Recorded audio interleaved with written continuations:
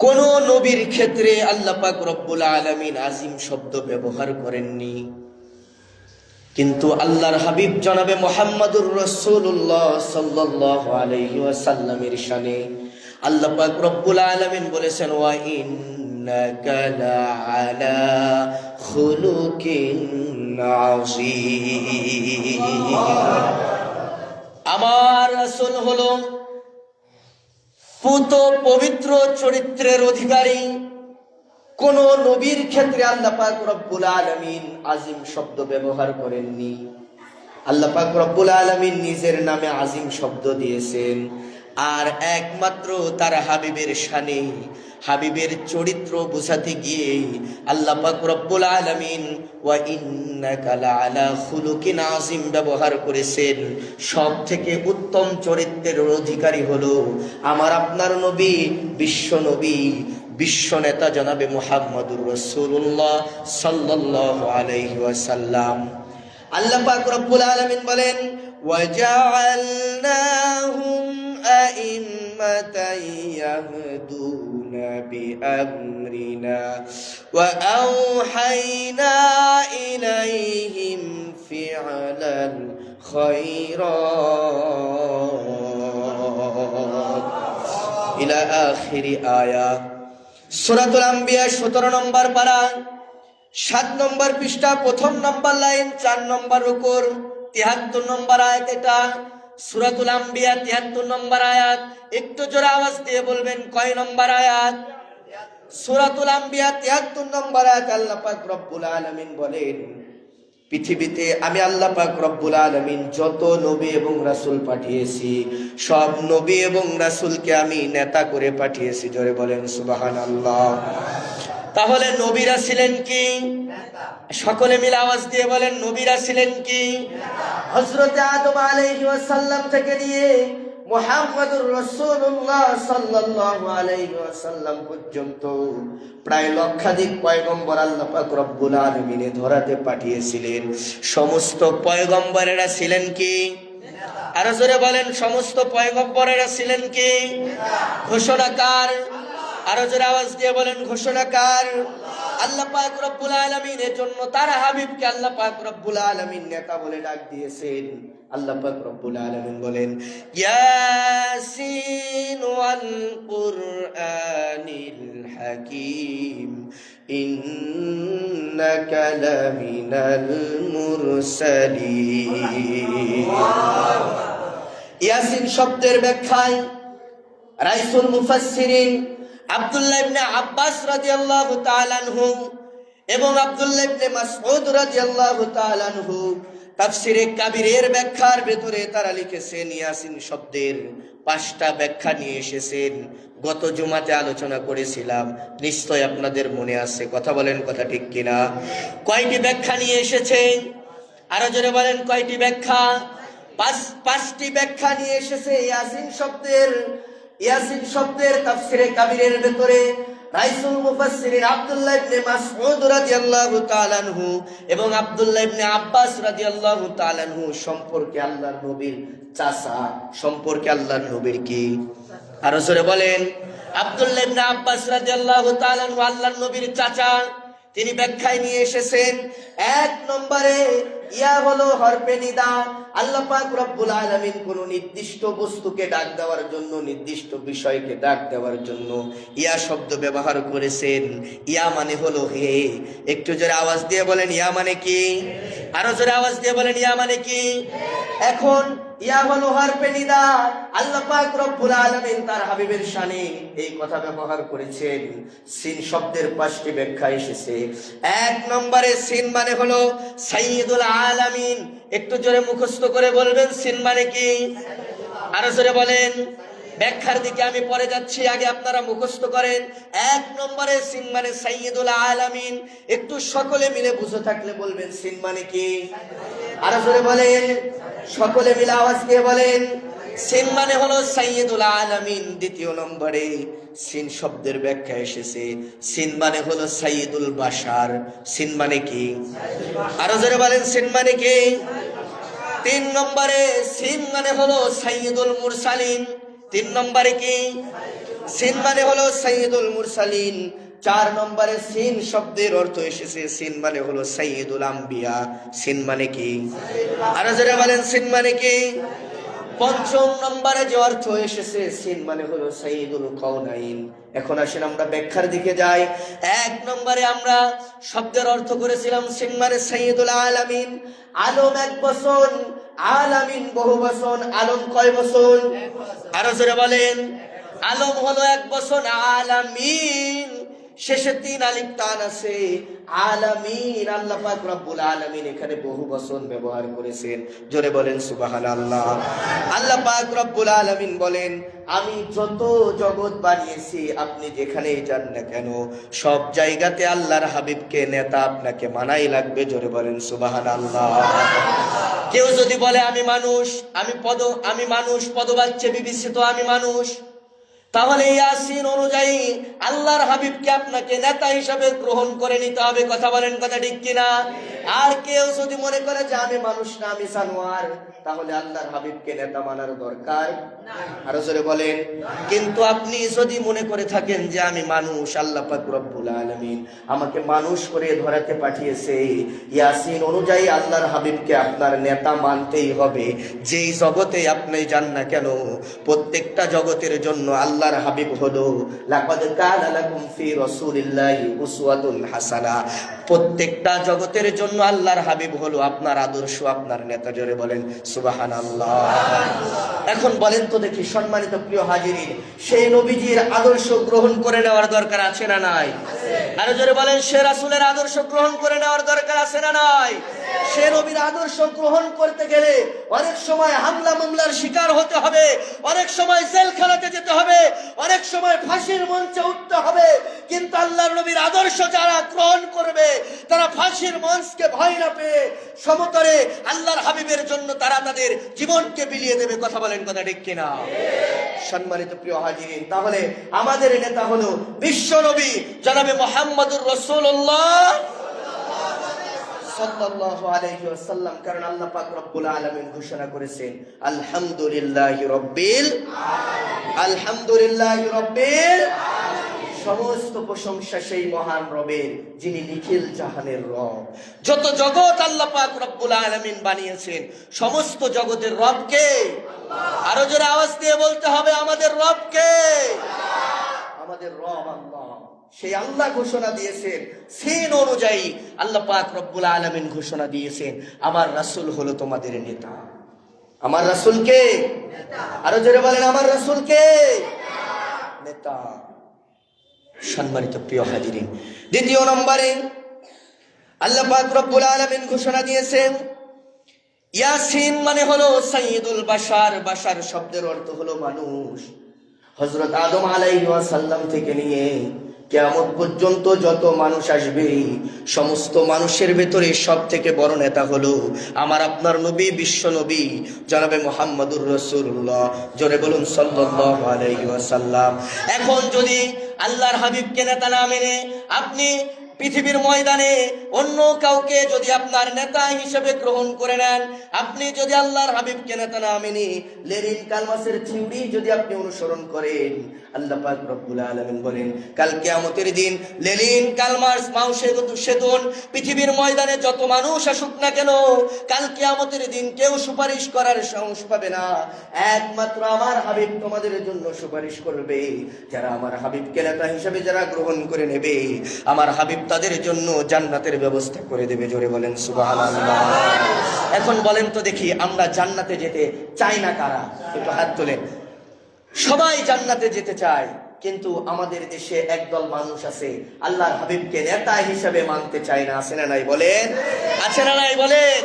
নামাজ পড়ে, রোজা রাখে, হজ করে, যাকাত দেয়, কিন্তু আল্লাহর হাবিব যে নেতা, এই নেতার কথা বললে তার গায়ের ভেতরে কুটকুট করে কামড়ায়। আছে না নাই বলেন?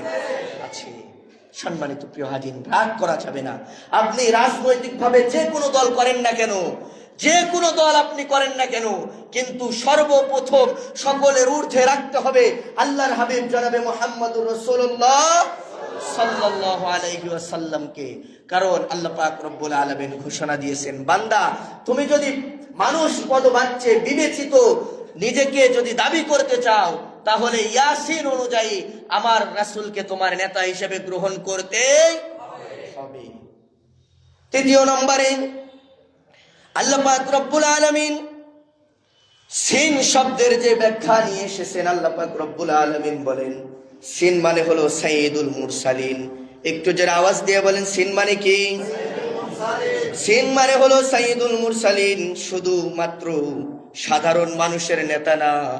আল্লাহ পাক রব্বুল আলামিন হযরত আদম আলাইহিস সালাম থেকে নিয়ে এই পৃথিবীতে যত নবী এবং রাসূল পাঠিয়েছেন, সমস্ত নবী এবং রাসূলদের ভেতরে সর্বশ্রেষ্ঠ নবী এবং রাসূল ছিলেন আমার আপনার নবী, বিশ্ব নবী জনাবে মুহাম্মদুর রাসূলুল্লাহ। সকলে বলি সাল্লাল্লাহু আলাইহি ওয়াসাল্লাম। মিশকাত শরীফের 515 নম্বর হাদিসের ভেতরে এসেছে, 515 নম্বর পৃষ্ঠার হাদিসের ভেতরে আল্লাহর হাবিব জনাবে মুহাম্মদুর রাসূলুল্লাহ সাল্লাল্লাহু আলাইহি ওয়াসাল্লাম বলেন হযরত আদম থেকে নিয়ে ঈসা আলাইহিস সালাম পর্যন্ত প্রায় কয়েক লক্ষাধিক পয়গম্বর আল্লাহ পাক রব্বুল আলামিন এ ধরাতে পাঠিয়েছেন। জোরে বলেন সুবহানাল্লাহ, আরো জোরে আওয়াজ দিয়ে বলেন সুবহানাল্লাহ। কিন্তু আল্লাহ পাক রব্বুল আলামিন শুধুমাত্র 115 জনকে রিসালাত দিয়েছিলেন, 115 জনকে আসমানি কিতাব দিয়েছিলেন। এদেরকে রাসূল বলা হয়। এদেরকে কি বলা হয়? আরো জোরে বলেন কি বলা হয়? যাদের উপরে আল্লাহ পাক রব্বুল আলামিন আসমানি বাণী, ঐশী গ্রন্থ যাদের উপরে নাজিল করেছেন, এদের যাদের উপরে রিসালাত দিয়েছেন আল্লাহ পাক রব্বুল আলামিন, তাদেরকে রাসূল বলা হয়। প্রায় কয়েক লক্ষ পয়গম্বরের ভিতরে আল্লাহ পাক রব্বুল আলামিন 115 জন পয়গম্বরকে রিসালাত দিয়েছিলেন। জোরে বলেন সুবহানাল্লাহ। ওই যে আল্লাহ পাক রব্বুল আলামিন কয়েক লক্ষ পয়গম্বর, ওই পয়গম্বরদের নেতা ছিলেন আমার আপনার নবী, বিশ্ব নবী জনাবে মুহাম্মদুর রাসূলুল্লাহ। আরো জোরে বলেন জনাবে মুহাম্মদুর রাসূলুল্লাহ। একটি হাদিসের কিতাবের ভেতরে এসেছে আল্লাহ পাক রব্বুল আলামিন প্রায় 1,24,000 পয়গম্বর আল্লাহ পাক রব্বুল আলামিন ধরাতে পাঠিয়েছিলেন। এই 1,24,000 পয়গম্বরের ভিতরে 115 জনকে আল্লাহ পাক রব্বুল আলামিন রিসালাত দিয়েছিলেন। এই 1,24,000 পয়গম্বরের নেতা ছিলেন আমার আপনার নবী, বিশ্ব নবী জনাবে মুহাম্মদুর রাসূলুল্লাহ সাল্লাল্লাহু আলাইহি ওয়াসাল্লাম। শুধু তাই নয় যে বাকি যে 115 জন রাসূলকে আল্লাহ পাক রব্বুল আলামিন রিসালাত দিয়েছিলেন, এই 115 জন রাসূলেরও নেতা ছিলেন আমার আপনার নবী, বিশ্ব নবী জনাবে মুহাম্মদুর রাসূলুল্লাহ। সকলে পড়ি সাল্লাল্লাহু আলাইহি ওয়াসাল্লাম। আল্লাহ পাক রব্বুল আলামিন এখানে সাইয়্যিদুল মুরসালিন বলেছেন। সাইয়্যিদুল মুরসালিন বলা হয় আল্লাহ পাক রব্বুল আলামিন তার হাবিবকে স্বীকৃতি দিয়েছেন, হে রাসূল আপনি শুধু নবীদের রাসূল নন, আপনি শুধু নবীদের নেতা নন, আপনি হলেন রাসূলদেরও নেতা। জোরে বলেন সুবহানাল্লাহ। এরপরে আল্লাহ পাক রব্বুল আলামিন ঘোষণা দিয়েছেন সিন মানে হলো সাইয়্যিদুল আম্বিয়া। আম্বিয়া মানে হলো নবী, নবীগণ। আম্বিয়া মানে হলো কি? নবীগণ।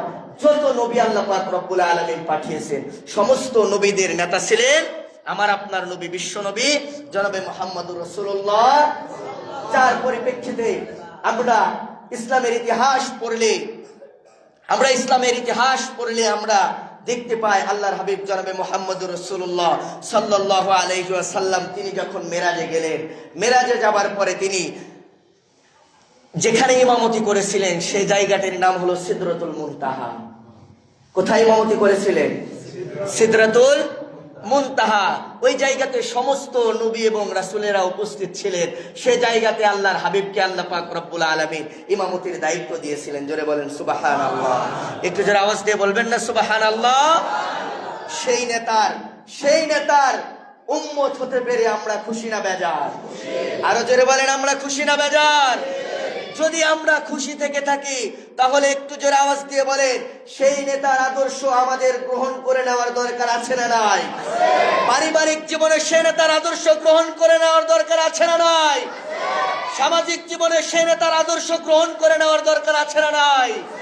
অর্থনৈতিক জীবনে সেই নেতার আদর্শ গ্রহণ করে নেওয়ার দরকার আছে না নাই?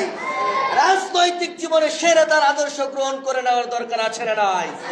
অর্থনৈতিক জীবনে সেই নেতার আদর্শ গ্রহণ করে নেওয়ার দরকার আছে না নাই? আন্তর্জাতিক জীবনে সে নেতার আদর্শ গ্রহণ করে নেওয়ার দরকার আছে না নাই? প্রতিটা সেক্টরে আল্লাহর হাবিবকে আপনার অনুসরণ করতেই হবে। আপনি যদি কোন সেক্টরে আল্লাহর হাবিবকে অনুসরণ না করেন, মুসলিম হিসাবে নিজেকে পরিচয় দেওয়ার মতো মন মানসিকতা আজও পর্যন্ত আপনি তৈরি করতে পারেননি। সম্মানিত প্রিয় হাজিরিন, আমরা আব্দুল্লাহ বিন উবাই ইবনে সুলুল নাম শুনেছি। নাম শুনেননি আপনারা? নাম শুনেছেন? আব্দুল্লাহ ইবনে উবাই ইবনে সুলুল বলা হতো, তাকে দুনিয়া থেকে খেতাব দেওয়া হয়েছে মুনাফিকদের সর্দার। কি বলা হয়েছে? আরো জোরে আওয়াজ দিয়ে বলেন। কথা বলেন না কেন? একটু জোরে আওয়াজ দিয়ে বলেন। সম্মানিত প্রিয় হাজিরিন, আমরা যখন হাদিসের কিতাবগুলো আমরা পড়ি, হাদিসের কিতাবগুলো আমরা খুলি, হাদিসের কিতাবগুলো আমরা খুলে দেখেছি আব্দুল্লাহ ইবনে উবাই ইবনে সুলুল দাড়ি কম ছিল না, দাড়ি আল্লাহর হাবিবের থেকে আরো লম্বা ছিল।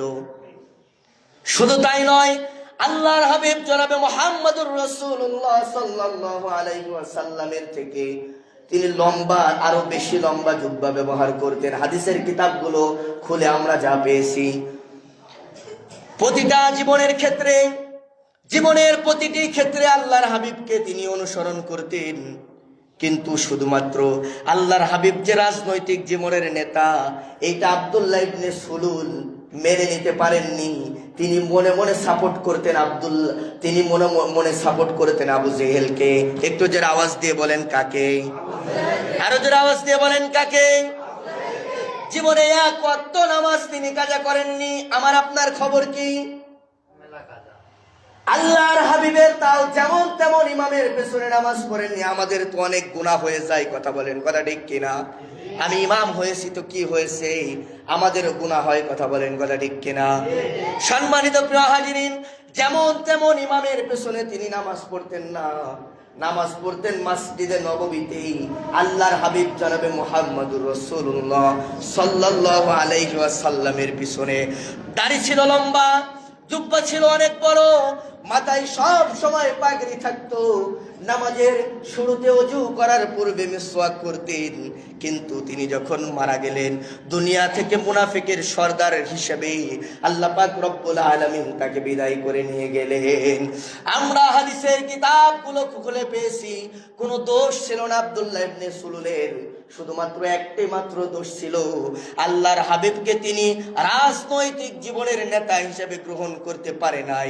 যার কারণে আল্লাহ পাক রব্বুল আলামিন তাকে দুনিয়া থেকে মুনাফিকের সর্দারের সার্টিফিকেট দিয়ে দুনিয়া থেকে বিদায় করলেন। শুধু তাই নয়, তার জন্য আল্লাহ পাক রব্বুল আলামিন সর্বনিকৃষ্ট যে জাহান্নাম, ওই জাহান্নামের তলদেশে তার জায়গা করে দিয়েছেন।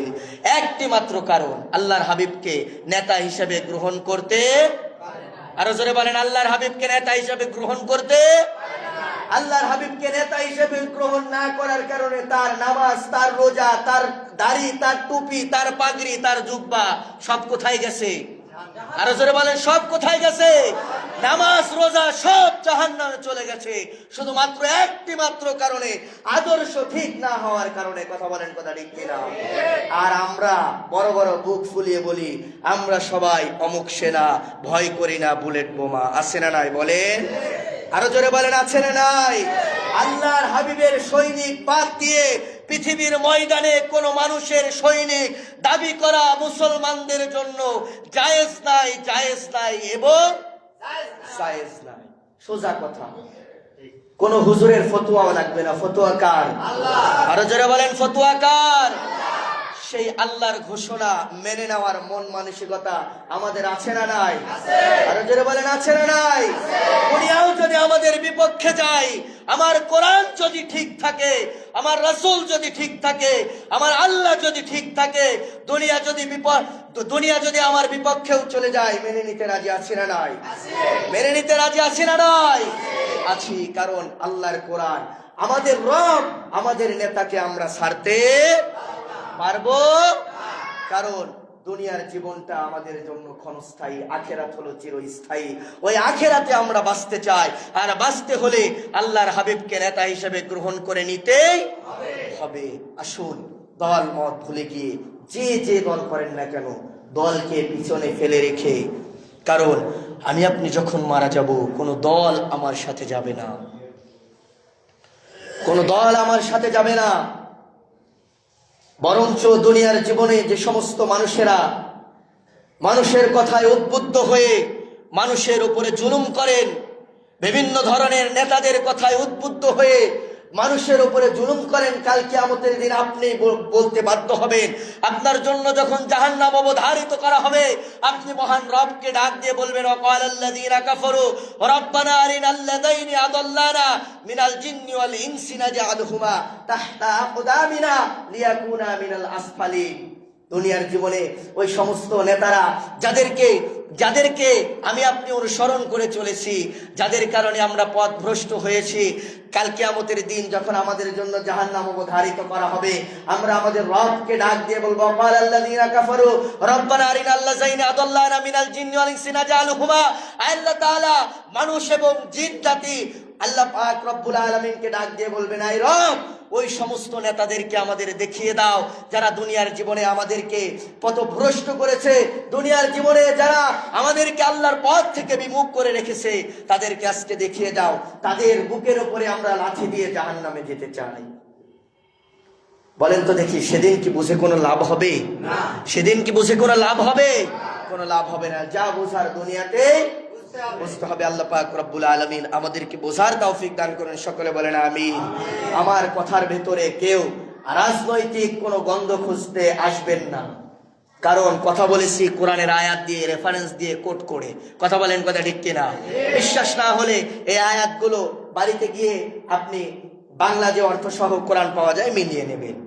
সম্মানিত প্রিয় হাজিরিন, রাগ করা যাবে? রাগ করা যাবে? কারণ দোষ যদি আমার ভেতরে থাকে আর দোষ যদি ধরা পড়ে, রোগ যদি ধরা পড়ে, তাহলে অবশ্যই ওষুধ খাওয়ার দরকার আছে না নাই? ওষুধ যদি না খান, ধারতেরামি করে যদি বসে থাকেন, রোগ কি ভালো হবে? ভালো হবে না। তাহলে রোগ ভালো করতে হলে আমাদেরকে সেই রোগ অনুযায়ী আমাদেরকে ট্রিটমেন্ট করতে হবে। কথা বলেন, কথা ঠিক কিনা? আসুন, আল্লাহ পাক রব্বুল আলামিন আমাদেরকে জায়গাতে যেমনি করে একত্রিত করেছেন, আল্লাহ পাক রব্বুল আলামিন আমাদেরকে জায়গাতে যেমনি করে একত্রিত করেছেন, জান্নাতের ভেতরে একটা কনফারেন্স হবে, সে জায়গাতে আল্লাহ পাক রব্বুল আলামিন মুসলিমদের একত্রিত করবেন, যারা জান্নাতবাসী হবেন তাদেরকে একত্রিত করবেন। সে জায়গাতে যেন আমাদের মতো এই নগণ্য গোলামদেরকে যেন মহান রব যেন জায়গা করে দেন। সকলে বলেন আমিন। আরো যারা আওয়াজ দিয়ে বলেন আমিন।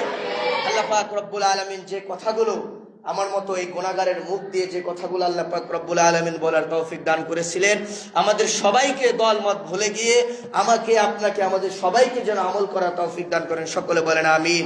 বারাকাল্লাহু লানা ওয়া লাকুম ফিল কুরআনিল আযীম। যারা পরে আসছেন সামনে কাতার পূরণ করে নিয়ে সুন্নত নামাজ আদায় করে নেন। আসসালামু আলাইকুম ওয়া রাহমাতুল্লাহি ওয়া বারাকাতুহু।